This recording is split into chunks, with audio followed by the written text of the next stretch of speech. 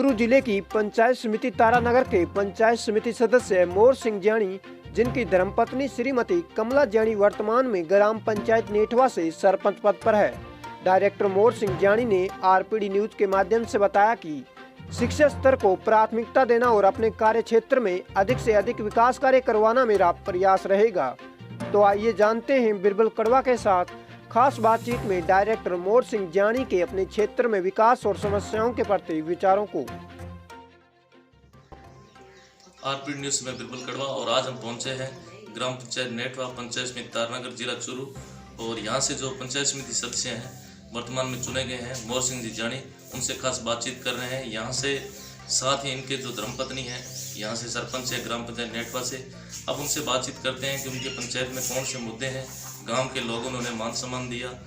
और मैं परिचय देना चाहूँगा कि मोर सिंह जी वो पूर्व में आर्मी में रह चुके हैं, देश सेवा में समर्पित रहे हैं और गांव के लोगों ने पुनः यहाँ एक बार समाज के अंदर सेवा का मौका दिया है। तो विशेष बातचीत पंचायत समिति सदस्य मोर सिंह जी से।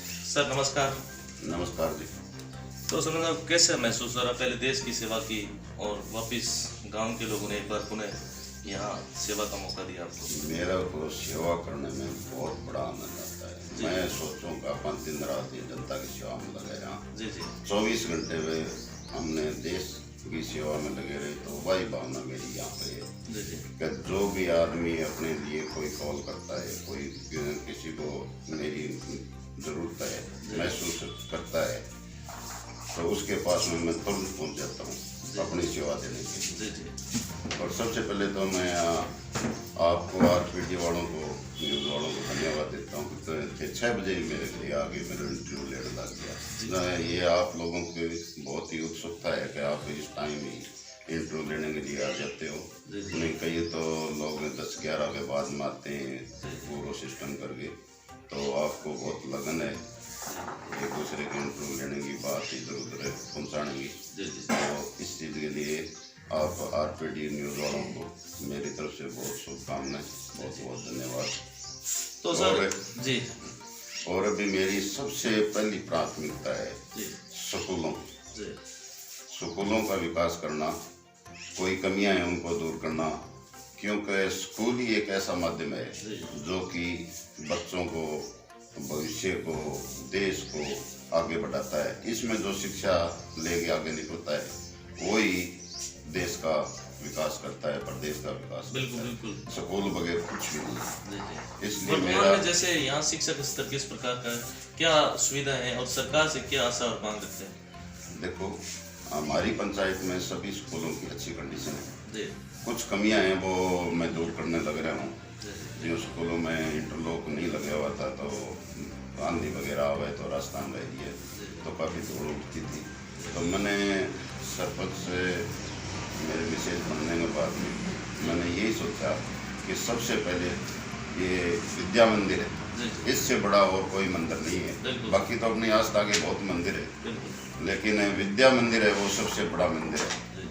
सबसे पहले मुझको अगर कोई ईंट लगानी है तो इस विद्या मंदिर में ही लगाएंगे। तो मैंने मेरी 2 स्कूलों में अभी तक इंटरलॉक लगवा दिया, शौचालय भी बनवाए, और भी स्कूलों में जो कमरों की कमी है वो भी मैंने मेरे विधायक से बातचीत कर रखी है। जो नरेंद्र जी बुढ़ानी है वो बहुत ही ऊंची सोच और समझदार के धनी व्यक्तित्व के धनी, तो उन्होंने भी मेरे को आश्वासन दे रखे है कि भाई मेरी तरफ से तेरी स्कूलों में कोई कमी नहीं रहने दूँगा।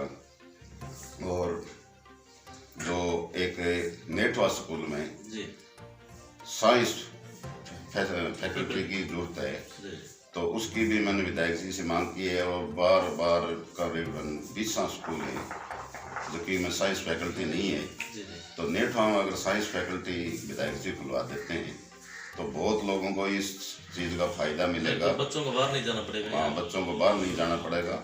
और बहुत ही अगर विधायक जी खुलवा देंगे, मेरे को आश्वासन तो दिया है, लेकिन आश्वासन के बाद में जब वो प्रक्रिया पूर्ण रूप से लागू हो जाए, जब बात बढ़िया लगती है, तो अगर वो खुलवा देंगे तो और ये हमारी जनता के ऊपर बिल्कुल, उनका बिल्कुल, बहुत ही बहुत उपकार होगा। बहुत अच्छी बात बताई कि यहाँ एक साइंस फैकल्टी है, क्योंकि आर्ट्स तो लगभग सभी ग्राम पंचायत हेडक्वार्टर पे है, लेकिन इनकी डिमांड है कि ग्राम पंचायत नेटवा का जो मुख्य जो हाई स्कूल है वहाँ पे अगर साइंस फैकल्टी की व्यवस्था हो जाए। विधायक महोदय से इन्होंने कई बार आग्रह भी किया है, लेकिन जब धरातल पे लागू होता है तो उनका कहना है कि हम इनके हमेशा ऋणी रहें। इसके अलावा बात करते हैं किस प्रकार की धरातलीय समस्या है, लोगों को किस प्रकार की समस्याओं से पेश होता है। एक मेरी पंचायत में पानी निकासी की समस्या है, तो उसके बारे में भी हमने पंचायत समिति में प्रस्ताव भिजवाए हैं पानी निकासी के लिए।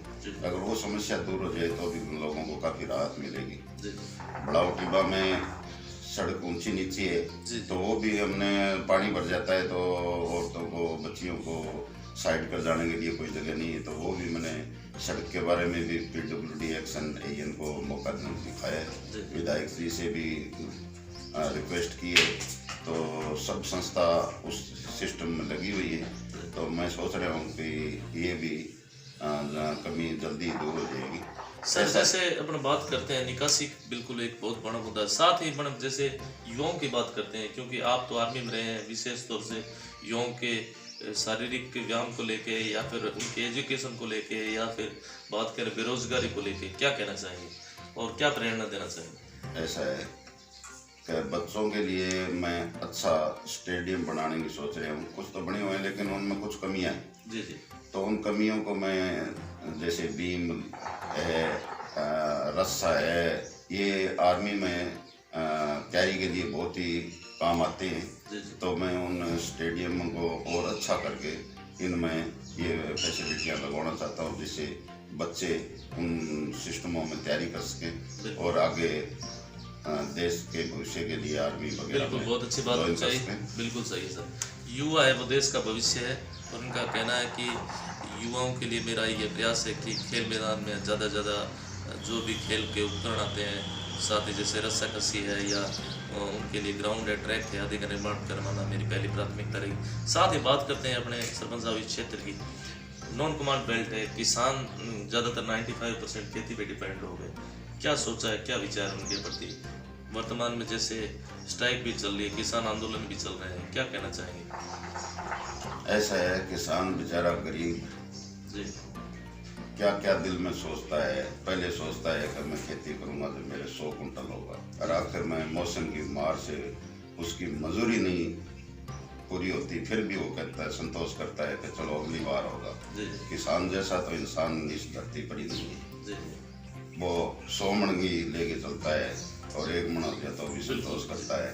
तो यहाँ तो डेजर्ट एरिया, तो ये तो समस्या है ही। और आजकल गर्मियों में पानी की भी समस्या चल रही है, तो हमारे विधायक जी ने मेरी पंचायत के लिए बोला है कि घर घर पानी लगवाने का।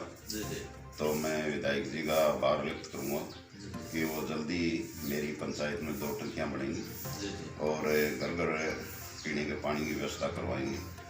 तो उसमें टाइम तो लगेगा कुछ 12-6 महीने, लेकिन वो व्यवस्था हो जाएगी। तो उसमें विधायक जी का भी बहुत हमारी जनता की तरफ से धन्यवाद है, क्योंकि पानी की समस्या सबसे मोटी समस्या है। उठते ही सबसे पहले पानी की आवश्यकता होती है। बहुत अच्छी बात बताई कि यहाँ वैसे क्योंकि नॉन कमांड बेल्ट है, गर्मियों के टाइम में किसानों को पेयजल और आम लोगों को पेयजल की समस्या का सामना करना पड़ता है। तो विधायक महोदय को भी इन्होंने अवगत करवाया कि हमारे पेयजल समस्या का निवारण हो। इसके अलावा किस प्रकार की जैसे चिकित्सा सुविधा किस प्रकार की है और क्या कहना चाहिए? चिकित्सा व्यवस्था मेरी पंचायत में ठीक है।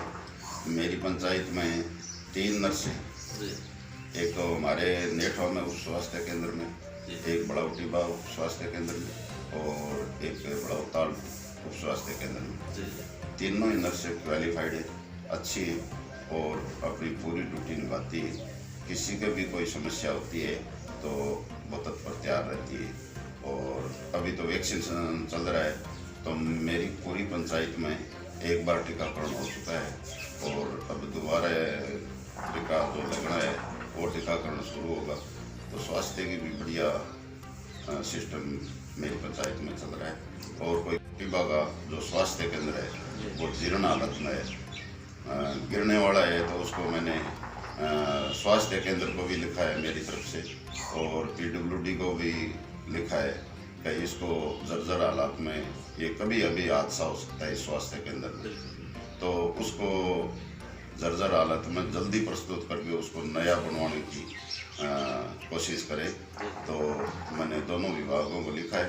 अब दोनों विभाग कितनी तत्परता से इसको लेके काम करते हैं जन हित में, वो उन पर डिपेंड है। मैंने मेरी तरफ से उनको दिखा दिया है। इस बारिश के मौसम में अगर ये भवन नहीं हुआ तो कोई जनहानि हो सकती है, क्योंकि तो वो सरकार से मांग है कि आप सरकार से मांगे तो दोनों विभागों से मांग कर दी तो सरकार वही बनवाएंगे। जी जी मेरा काम था उनको अवगत कराना, उनको दिखाना। तो मैंने ANPWD को लाकर चेक भी करवा दिया है, और वो करीबन 60 साल पहले का बना हुआ है। तो 60 साल में उसकी वो हालत हो गई, उसकी छत है वो सिर गड़ती है, बरसात के अंदर पूरा वो टपकता है और दीवारें खच के वो कभी गिरने की हालत में। तो मेरा निवेदन है आपके माध्यम से कि इसको मेरी आवाज़ को आप मुख्यमंत्री तक पहुंचाओ और जल्दी से जल्दी उस स्वास्थ्य केंद्र को बनवाओ जिसको कोई जनहानि होने से। उप स्वास्थ्य केंद्र जर्जर हालात में है और कोई बड़ी जनहानि हो सकती है, इससे पहले कोई विशेष कदम उठाया जाए। समझा बात करते हैं पंचायती राज की विशेष तौर से, तो इसके साथ एक करप्शन शब्द जुड़ा हुआ आता है, विशेष तौर से अपना देखना चाहिए, क्योंकि आपने मीडिया के माध्यम से आसपास के पूर्व में पंचायतों में सुना होगा। भ्रष्टाचार को लेकर क्या कहना चाहेंगे? ऐसा है कि सब आदमी एक से नहीं होते, सब सरपंच एक से नहीं होते, सब अधिकारी एक से नहीं होते। अपने हाथ पर 5 उंगलियां हैं, जी जी वही एक सी होनी। जी जी तो जो कोई करप्शन करता है वो जाने। हम तो देश सेवा में रहे, हम तो करप्शन से दूर रहे, और करप्शन से मैं घृणा भी करता हूँ। अगर कोई आदमी अगर 2 रुपये की रिश्वत की अगर आवाज़ आती है मेरे सामने तो मैं उसके आप तो आर्मी में रहे, ये तो राजनीति और भक्ति जो आर्मी है ये तो बिल्कुल अलग एरिया है, क्या मानते हैं इसको? मैं आर्मी वाले सिस्टम में चालू हूँ। लोग मैंने कह भी यार तुम 700 बोल रहे हैं, थोड़ा बहुत झूठ बोले, अगर राजनीति में बोलना है तो आपने तो आई पहचान रहेगी भाई। जैसा कर जाऊँगा नहीं, जदाई को आगे जाऊँगा कि आदमी सच्चो और साफ हो। और राजनीति के कोई झूठ पर थोड़ी टिकी हुई है, सच्चाइयों बहुत अच्छी राजनीति को है। बात एक आदत पड़ गई का अपन लोग न्यू कह दिया न्यू को दिया। मेरी पंचायत में बोलूँ मैं किसी को झूठा आश्वासन नहीं देता हूँ, वो करके देता हूँ। और पंचायतों में अभी क्या है कि महंगाई का दौर है। पहले पंचायत को 5 लाख तक की स्वीकृति का था, तो हमने अभी कलेक्टर साहब को ज्ञापन भी दे गया है कलेक्टर साहब के माध्यम से मुख्यमंत्री को कि ये जो स्वीकृति है 5 लाख से बढ़ाकर पंचायतों को 10 लाख का पावर दिया जाए, जिससे कि गाँव का विकास कार्य में बाधा न आए और अच्छा काम हो सके। क्योंकि इन स्वीकृतियों की वजह से काम अटका रहता है। पहले तो ईंट सस्तियाँ होती, आजकल तो 6,500 BSR दरों में परिवर्तन हो रहा है। नहीं, BSR दर तो बहुत कम है, और ऑन ग्राउंड जो ईंट आ रही है वो 6.5 से कम नहीं आ रही है। BSR तो अब कुछ बड़ी है, लेकिन फिर भी BSR तो 5.5 जा रही है, 5.5 जा रही है। और हमारे ऑन ग्राउंड ईंटें हैं वो 6,500 रुपये पड़ती है। तो ये भी गवर्नमेंट को सोचना चाहिए कि BSR रेट भी और अच्छी करनी चाहिए। जो ऑन ग्राउंड पड़ रही नहीं, कैसे काम होगा? वर्तमान में सरपंचों के हितों को लेकर क्या जो जनप्रतिनिधि वो कह रहे हैं कि बजट नहीं आ रहा है, पंचायतों में बजट के अभाव में काफ़ी दिक्कतों का सामना करना पड़ रहा है, विकास कार्य अवरुद्ध है, क्या कहना चाहिए? ऐसा है क्या माने तो 6-7 महीना हो गया सरपंच बढ़िया।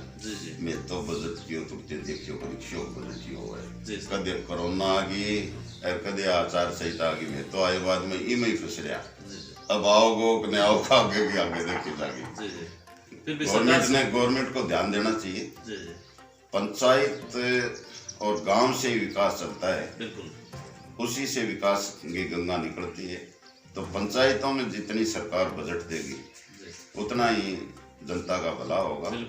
मैं सरकार से अपील करता हूँ कि पंचायतों की और गांव की ओर मुख्यमंत्री ध्यान दे। बाकी ठीक काम कर रहा है, लेकिन जब तक पंचायतों में बजट नहीं आएगा विकास की दूरी नहीं होगी। पंचायतें हैं वो रीढ़ की हड्डी है, पंचायतें हैं देश का भविष्य तय करती है। तो पंचायतों को विशेष तौर से नज़रअंदाज नहीं किया जा सकता। सरपंच साहब, बात करते हैं वर्तमान में जैसे कोरोना महामारी से जूझ रहे हैं यहाँ पर, गाँव के लोगों को क्या संदेश देना चाहेंगे? क्या करवाया आपने सरपंच बनने के बाद में? वर्तमान में किस प्रकार की परिस्थितियाँ? मैंने आपको पहले बताया कि मैंने मेरी पंचायत में सब लोगों को जागृत किया कि अपने ये कोविड का वैक्सीन का जो टीका लग रहा है वो सब लोग लगवाएं। तो जैसे जैसे पहले तो था 60 साल का, तो 60 साल और 60 साल से ऊपर थे, मेरी पंचायत में सब लोगों ने बढ़ चढ़ के हिस्सा लिया और सब ने लगवाया। उसके बाद में सेकंड फेज आया 45 साल तक का, तो वो भी सब ने लगवा लिया। अब भी जो दूसरा टीका लगना है उसके लिए जो भी डेट आएगी तो मेरी पंचायत को मैंने मोटिवेट कर रखा है। मेरी पंचायत का कोई बंदा इससे वंचित नहीं रहेगा और मेरी पंचायत में लोग जागरूक हो रहे हैं। वो मास्क लगा कर रखते हैं सब लोग और अपने जो 2 गज की दूरियाँ हैं उसका भी पालन करते हैं। गांव में कहीं जो ऐसे लोग इकट्ठे हो जाते थे वैसे भी इकट्ठे नहीं होते। ब्याह शादी में भी सब लोग अपना अपना ख्याल रखते हैं, दूरी का ध्यान रखते हैं, मास्क लगा कर रखते हैं। 20-30 से शादी में भी ज़्यादा इकट्ठे नहीं होते। और लोगों से भी आग्रह कर रहे हैं कि वो निश्चित दूरी बनाए रखें। हाँ, लोगों से जागरूक कर रखा है उसका पालन करें। बिल्कुल बिल्कुल, लोगों को जागरूक किया है तभी तो ये फैसला और मास्क और सब अपनी अपनी जगह पर सब कोविड की जो गाइडलाइन है उनके मुताबिक सब मेरी पंचायत में तो लोग काम कर रहे हैं। तो यह थी हमारी खास मुलाकात पंचायत समिति सदस्य मोर सिंह जी जानी से, जिन्होंने गांव के लोगों को आगे भी किया है कि विशेष तौर से कोविड-19 महामारी से अपने जूझ रहे हैं और जो सरकार के द्वारा एडवाइजरी जारी की गई है उसका पालन करें। धन्यवाद सर, आपने मुझे समय दिया उसके लिए बहुत बहुत धन्यवाद आपको। आप मैंने सोचे नहीं ठाई लिया आगे यार। अभी तो सर हम नाइट को रहा क्योंकि पद है नाइट को 12 बजे भी जगाएंगे क्योंकि लोगों की समस्या है। जागरूक तो ऐसा है, ये एक बहुत बड़ा स्तंभ है पत्रकार। जी जी जी। और जो आप इतनी जागरूकता से गांव में पहुंच रहे हैं, पंचायतों में पहुंच रहे हैं, ऐसे सभी आपके पत्रकार लोग हो जाएंगे तो लोगों में काफ़ी जागृति आएगी। तो मैं धन्यवाद तो आपको देता हूँ। पॉलिटिशियन तो सर वैसे भी नफरत करते हैं हमारे। नहीं, नफरत करते हैं वो उनकी गलती है। आपके बगैर कोई जागृति आ ही नहीं सकती। क्यों कि आप हर एक जगह पूछ कर मुद्दा उठाते हैं और पेपर में भी आता है, लोग पेपर पढ़ते हैं तो उससे जागृति आती है। न्यूज़ में भी आती है, लोग न्यूज़ देखते हैं उससे भी आती है। तो पत्रकार तो एक स्तंभ है।